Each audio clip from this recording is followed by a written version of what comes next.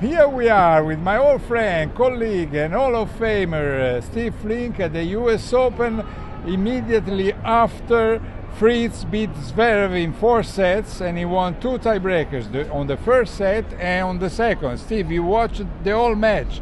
What is your impression? How do you explain it? Well, I mean, first of all, in the first and 4 sets, Fritz served way too well. Zverev was getting no chances to break him. It was different in the second and third, but he played very good, solid tiebreakers. Zverev was pretty tense in the tiebreaks when it mattered the most.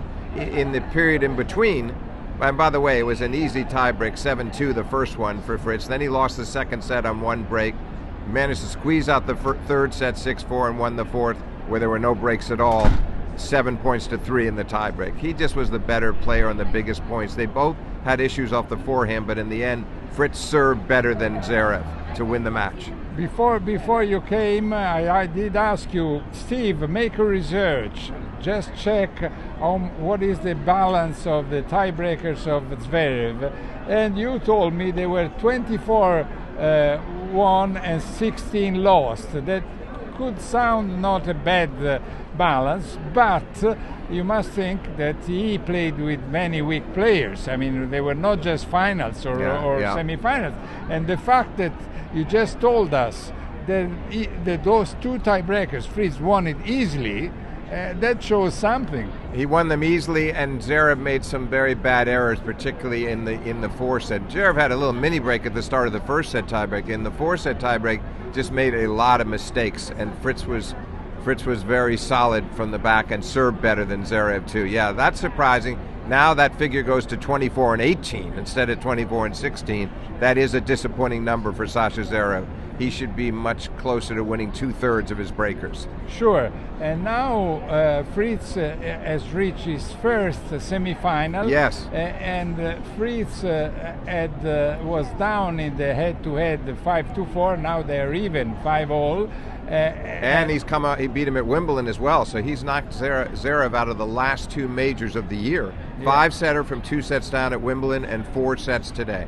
Yeah, correct. So that's is a great achievement for Taylor Fritz, and he will have to play either Tiafoe or Dimitrov. Yes. And against Tiafoe, the balance is favorable in favor for Fritz, because it's 6-1, and the only one he lost was the first one, which was in 2016, 8 years ago. They're very good friends as well, but that's certainly going to help him going into that semifinal.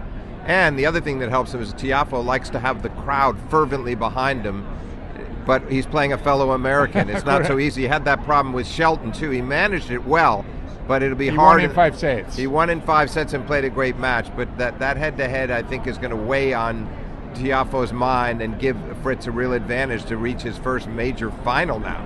While Fritz is 2-1 versus Dimitrov, in case Dimitrov beats Tiafoe. And he won this year 6-2, 7-6 in Rome, but of course different surface, clay.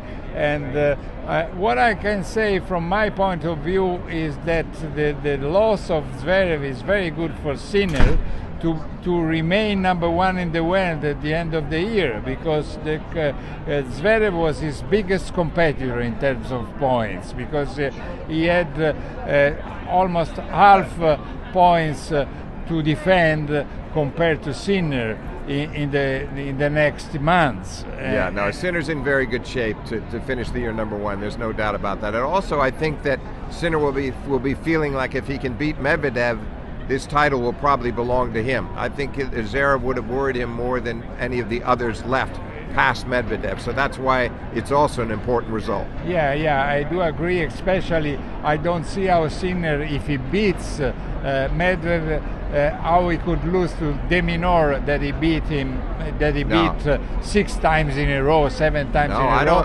And even maybe a little bit more dangerous could be the British guy Draper, but I mean still it doesn't have the same experience of Sinner at this level. No, Sinner would be a pretty big favorite if that's the way it all played out. Now, just to finish, to comment the day, Navarro beat Badosa. she was down. She won the first set, and then she was down 5-1, and in the last 29 points, Navarro made 24. I mean, Badosa only 5. Yeah, that was inexplicable to me. It seemed like Badosa thought she was already in the third set. That was a collapse. That shouldn't happen from 5-1. I think they should have gone 3. But Navarro, coming off the win over Coco, is having the best major of her career. Yeah, and now Navarro has to play the winner between Qinwen Zheng and Sabalenka. Sabalenka has won the only 2 matches they played without losing a set. So I believe she will play most probably against Sabalenka. Yeah, I think so, and I think Sabalenka will be awfully hard to beat. I still see Sabalenka as the favorite to win the tournament, clear favorite. Okay, now that's all for today. Thanks to Steve Flink, my old friend, colleague and Hall of Famer. You have only to decide who has the best tie between me and Steve. I think the viewers will say it's yours. They like the stripe better than mine's conservative, but yours is much bolder. Okay, bye-bye. See you tomorrow.